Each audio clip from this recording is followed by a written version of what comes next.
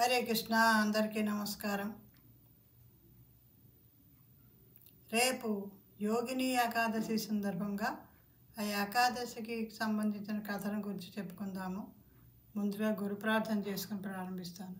నమో విష్ణుపాదాయ కృష్ణపస్తాయ బుతలే శ్రీమతి జయపతాక స్వామిని నామనే నమస్తే సారస్వతీ దేవి గౌరవాణి ప్రచారిణి నిర్విశేష శూన్యవాది పాశ్చాత్య దేశితారిణి.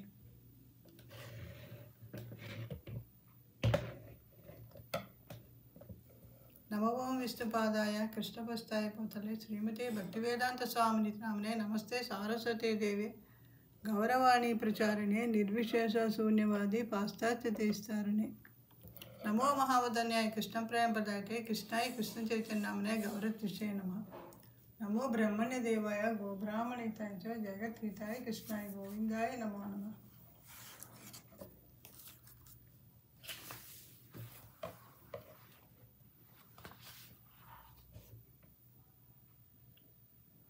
हे कृष्ण करुणा सिंधो दीनबंधो जगत्पते गोपेश गोपिका कांता राधा कांता नमोस्तुते तप्त कांचन गौरांगी राधे वृंदावनेश्वरी वृषभासुते देवी प्रणमामि हरिप्रिये. वाञ्छाकल्पतरुभ्यश्च कृपा सिन्धुभ्यो च पतितानां पावनेभ्यो वैष्णवेभ्यो नमो नमः. जय श्री कृष्ण चैतन्य प्रभु नित्यानंद श्री अद्वैत गदाधर श्रीवासादि गौर भक्त वृंदा. हरे कृष्ण कृष्ण कृष्ण हरे हरे हरे राम राम राम हरे हरे.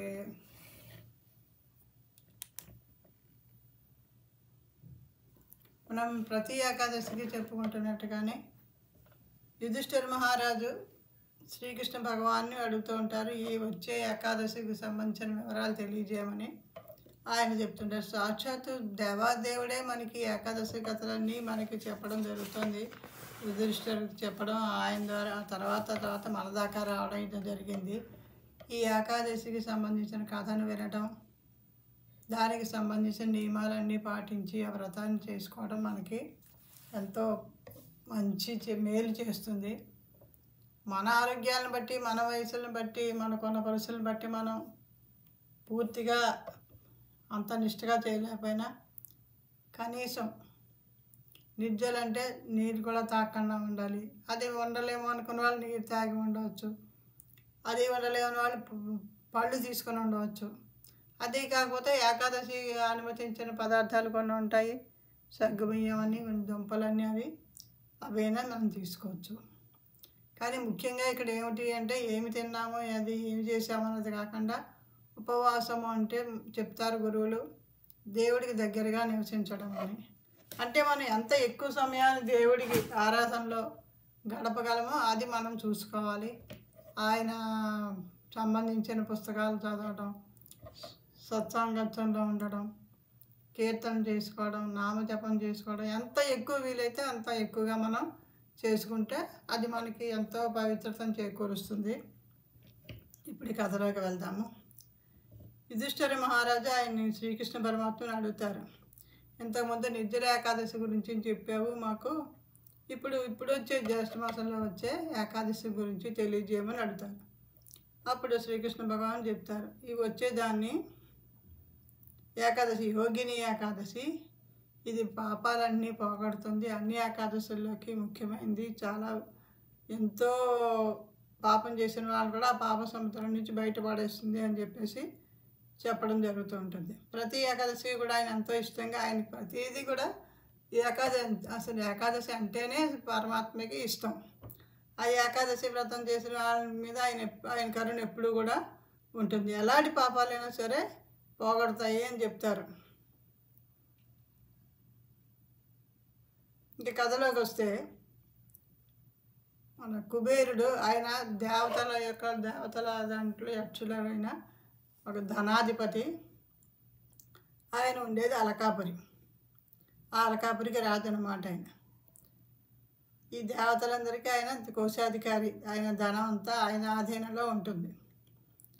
ఆయనకి శివుడికి భక్తుడు. ఆయన ఎప్పుడు చాలా నిష్ఠగా శివుడికి పూజలు అవి చేస్తూ ఉంటారు.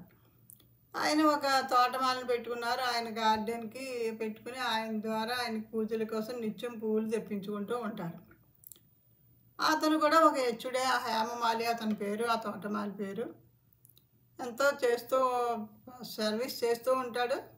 ఆయనకు ఒక భార్య ఉంది. ఆ భార్య చాలా అందగత్తి అనమాట. ఆయన పేరు స్వరూపవతి. ఆవిడకి పెద్ద పెద్ద కళ్ళు ఉంటాయట. ఈ మన హేమమాలి, ఈ తోటమాలి డ్యూటీ ఏమిటి? రోజు పొద్దున్నే మానస సరోవరం దగ్గరికి వెళ్ళి అక్కడి నుంచి పువ్వులు తీసుకొచ్చి కుబేరునికి ఇవ్వాలి శివ పూజ కోసం. ఆయన పూజను నిష్ఠగా చేసుకుంటారు. అయితే ఒకరోజు పూలు తీసుకురావడానికి వెళ్ళిన వాడు ఆయన పువ్వులు కోసాక పట్టుకొచ్చి ఆ యజమాని అయిన కుబేరునికి ఆ పువ్వులు అందించాల్సింది పోయి తన భార్యను చూడాలనిపించి భార్య దగ్గరికి వెళ్ళాడు. అక్కడికి వెళ్ళాక ఇంకా ఆయన మనసు గట్టి తప్పింది. ఆయన తన కార్యకలాపాలు సరసల్లాపాలు మునిగిపోయాడు. ఇక్కడ కుబేరుల వారు పూజ కోసం రెడీ అయ్యి కూర్చున్నారు. పువ్వులు కనబడలేదు. ఈరోజు తెచ్చేవాడు ఈయన హేమమాలి ఎందుకు రాలేదు ఏమిటి అని చెప్పేసి ఆయన ఒక దూతను పిలిచి భటుడిని హేమమాలి దగ్గరికి వెళ్ళి ఇంకా ఎందుకు పువ్వులు తీసుకురాలేదు, అసలు ఏం చేస్తున్నాడు అని చెప్పి కొంచెం కఠినంగానే మాట్లాడతాడు. వెళ్ళి చూసి వచ్చి నాకు చెప్పు అని చెప్పేసి ఈ భటుడు వెళ్ళి ఆయన చూసి వచ్చారు. వచ్చి ఆయన తన భార్యతో సరసల్లాపలో మునిగిపోయి ఉన్నారు అని చెప్తాడు. దాంతో ఈయనకి చాలా కోపం వచ్చి అర్జెంటుగా అతన్ని పిలుచుకురమ్మని పంపిస్తారు. అలా పిలుచుకొచ్చేటప్పుడు అప్పటికే ఆయనకి అర్థమవుతుంది, నేను తప్పు చేశాను, ఆయనకి వేళకి పువ్వులు అందివ్వకుండా ఈ భార్య మీద మోజులో నేను ఇది చాలా తప్పు చేశాను, యజమానికి ద్రోహం చేశాను అని చెప్పి బాధపడుతూ భయపడుతూ వచ్చి ఆయన వణికిపోతూ ఆయన ముందు నుంచుని ఆయనకి సాష్టాంగ ప్రమాణం చేసి చేతులు కట్టుకుని ఉంచుంటాడు, తల ఉంచుని. ఇప్పుడు ఆయన ఏమిటి ఇంత మూర్ఖుడిలాగా ప్రవర్తించావు నువ్వు, ఎందుకు ఇలాంటి పని చేసావు నువ్వు అని చెప్పి ఆయన చేత ఆయన శపిస్తారు. నీకు శ్వేత కుష్టు రావాలి, నీ భార్యకు దూరం అయిపోయి నువ్వు ఈ లోకాన్ని నుంచి కింద పడిపోయి ఆ భూలోకంలోకి వెళ్ళిపోమని చెప్పేసి. అంతే ఆయన అక్కడ పడిపోయిన వాడు ఒక అడవిలో ఉన్నాడు. ఆయన ఒళ్ళంతా కుష్ఠరోగం వచ్చేసింది. తినడానికి తిండి లేదు, తాగడానికి నీళ్ళు లేవు. అలా తిరుగుతూ ఆయన చాలా ఇబ్బందులు పడుతూ శీతాకాలం ఎండాకాలం కూడా గడిచిపోయింది. కానీ ఆయన కూడా శివభక్తుడే. ఆయన రోజు పూజలు చేసేవాడు. అంచేత ఆయన ఏం చేశాడంటే తన పూజ మాత్రం మానకుండా తను ఏ తప్పు చేసి ఈ భూమి మీదకి వచ్చాడో అన్న విషయం గుర్తుపెట్టుకుని ఆయన అలా శివుని పూజిస్తూ ఉన్నారు. అలా ఒకరోజు తిరుగుతూ ఉండగా అతని పుణ్యవశాత్తు అక్కడ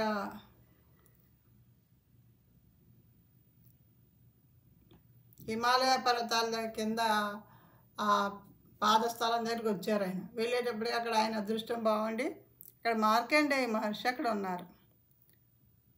ఆయన బ్రహ్మ అంత తేజస్తో ఉంటాడు. ఆయన ఆయుష్ బ్రహ్మకి 7 రోజులు ఎంత ఆయుష్ ఉంటుందో అంత ఆయుష్ ఈ మార్కండేయ మహర్షికి ఉంటుందిట. ఆయన పీస్ఫుల్గా ప్రశాంతంగా కూర్చొని ఆయన ఆశ్రమంలో బ్రహ్మగారు ఎంత తేజస్తో ఉన్నారో అంత తేజస్గా కనిపిస్తున్నారు. ఈయన అక్కడ ఆయన దర్శనం చేసుకోగానే ఆయనకి ఎంతో ఇదైంది హేమమాలికి. కానీ తను చేసిన పాపం తెలుసు కాబట్టి ఆయన దగ్గరికి వెళ్ళడానికి ఆయనకి ధైర్యం చాలలేదు. దూరంగానే నుంచుని ఆయనకి నమస్కారం పెట్టేటప్పటికి ఈయనకి చూసేటప్పటికి ఆయనకి అర్థమైంది మార్కండేయ మహర్షికి. ఏ పాపం చేశావు నీ ఇలాంటి పరిస్థితి వచ్చింది నీకు అని అడుగుతాడు. అప్పుడు వెంటనే ఆయన చెప్తాడు, తండ్రి మహర్షి నేను ఒక యక్షుణ్ణి, ఆ కుబేరుడు సర్వెంట్ని, నా పేరు హేమమాలి. నాకు రోజు కుబేరుడికి పూజకి శివ పూజకి కావాల్సిన పువ్వులు అందివ్వడం నా డ్యూటీ. కానీ నేను ఒకరోజు తప్పు చేశాను, పువ్వులు తీసుకుని ఆయన దగ్గరికి వెళ్ళవలసింది నేను నా భార్య దగ్గరికి వెళ్ళి ఆ కార్యకలాపాల్లో మునిగిపోయి నా డ్యూటీని నేను నిర్లక్ష్యం చేశాను, లేట్గా వెళ్ళాను, అందుచేత ఆయన నన్ను శపించారు. మీలాంటి వాళ్ళ దర్శనం అయితేనే మా పాపాలన్నీ పటాపంచలవుతాయి. మహర్షి నా మీద కరుణ చూపించి మీరు నాకు శాప విమోచనం చెప్పండి అని చెప్పేసి అడుగుతారు. అప్పుడు ఆయన రాబోయే ఏకాదశి నాడు ఉపవాసం ఉంటే అది యోగిని ఏకాదశి అంటారు. జ్యేష్ఠ మాసం కృష్ణపక్షంలో వచ్చే ఏకాదశి. ఆ ఏకాదశిని పాటిస్తే అప్పుడు నీకు నీ పాపాలన్నీ పటాపంచలైపోయి నీ పూర్వ రూపం నీకు వస్తుంది అని చెప్పి ఆయన చెప్తారు. అప్పుడు ఈయన అలాగే ఈ హేమమాలి ఆయనకి ఎంతో కృతజ్ఞతలు తెలియజేసుకుని ఆ వ్రతాన్ని పాటించి తన పూర్వపు రూపాన్ని ఆయన పొంది తన భార్య దగ్గరికి వెళ్ళి తన సంతోషంగా ఉన్నాడు. ఈ విషయం మనకి ఎవరు చెప్తున్నారు? ఇక్కడ శ్రీకృష్ణ పరమాత్మ యుధిష్ఠిర మహారాజుకి చెప్తున్నారు. ఇదంతా చెప్పి ఈ యోగిని ఏకాదశి నాడు ఉపవాసం ఉండటం వల్ల ఇది చాలా ఎంతో మహత్వమైనది. ఇది అంచేత ఎవరైనా సరే ఈ వ్రతం చేసినట్లయితే 88,000 మంది బ్రాహ్మణులకు భోజనం పెట్టిన ఫలితం వస్తుంది ఈ ఒక్క ఉపవాసం చేయడం వల్ల అని చెప్పేసి. ఈ ఏకాదశి చేయడం వల్ల ఏకాదశి దేవి భక్తిదేవి అంటాం కదా, ఆవిడ మన పాత పాపాలు ఎప్పటివో మన పాత పాపాలన్నీ కూడా తీసేస్తుంది అని చెప్పి చెప్తున్నాను. అంచేత నీకు ఈ ఏకాదశి యొక్క పవిత్రత నీకు తెలియజేశాను కాబట్టి ఇది మీరందరూ పాటించండి ఆయన కృష్ణ భగవానుడు ధర్మరాజుకు చెప్పడం జరిగింది. ఈ కథ అంతా మనకి బ్రహ్మవైవర్త పురాణంలో ఉంటాయి. ఈ ఏకాదశికి సంబంధించిన వివరాలన్నీ కూడా బ్రహ్మవైవర్త పురాణంలో ఉంటాయి. ఈ ఏకాదశి కథ వినడం కూడా ఏకాదశిని పాటించినంత ఫలితాన్ని ఇస్తుంది అని చెప్పి చెప్తూ ఉంటారు. మనకి మన శరీరం సహకరించినంత వరకు మనం ఏకాదశిని పాటించి సాధ్యమైనంత ఎక్కువ సమయాన్ని దేవుడి ఆరాధన కోసం, సత్సంగం కోసం, గ్రంథ పఠనం కోసం, నామ సంకీర్తనం కోసం, హరినామ జపం కోసం సమయాన్ని వెచ్చించి ఏకాదశిని అద్భుతంగా మనం జరుపుకుందాము. హరే కృష్ణ హరే కృష్ణ కృష్ణ కృష్ణ హరే హరే, హరే రామ రామ రామ హరే హరే. ఇప్పుడు ఏకాదశి పాట శ్రీల భక్తి వినోద ఠాకూర్ల వారు రచించిన భక్తి అనుకూల మాత్ర కార్యేర స్వీకరం శరణాగతి నుండి. శుద్ధ భగత చరణ రేణు భజన అనుకూల భగత సేవా పరమ సిద్ధి ప్రేమలతికారమూల మాధవతిథి భక్తి జనని జతనే పాలన కోరి కృష్ణ వసతి బోలి పరమాదరి బోరి. శుద్ధ భగత చరణ రేణు భజన అనుకూల గౌరమార జేసబస్తానే కొరలో భ్రమణ రంగే శేషబస్తాన హేరి భోమి ప్రణయి భగత సంగే. శుద్ధ భగత చరణ రేణు భజన అనుకూల మృదంగ బాజ సునితే మన అబసర సదా జాచే గౌరవిహిత కీర్తన సుని ఆనంది హృదయ నాచే. శుద్ధ భగత చరణ రేణు భజన అనుకూల जुगल मूर्ति देखिय मोर परमानंद होय प्रसाद सेवा कोरिते होय सकल प्रपंच जया. शुद्ध भक्त चरण रेणु भजन अनुकूल जे दिन गृहे भजन देखी गृहे ते गोलोक भाय चरण सीधो देखिय गंगा सुकन सीमा पाय. शुद्ध भगत चरण रेणु भजन अनुकूल तुलसी देखी जुड़ाई प्राण माधव दोष निजानी गौर प्रिया साक सेवने जीवन साधक मानी. शुद्ध भगत चरण रेणु भजन अनुकूल भक्ति विनोद कृष्ण भजने अनुकूल पाय जाह प्रति दिवसे परम सुखे स्वीकार करो ये ताहा. शुद्ध भक्त चरण रेणु भजन अनुकूल भक्त सेवा परम सिद्धि प्रेमलधिकार मूल. హరే కృష్ణ హరే కృష్ణ కృష్ణ కృష్ణ హరే హరే హరే రామ రామ రామ హరే హరే హరే కృష్ణ కృష్ణ కృష్ణ హరే హరే హరే రామ రామ రామ హరే హరే శుద్ధ భగత చరణ రేణు భజన అనుకూల భగత సేవా పరమ సిద్ధి ప్రేమలధికారమూల.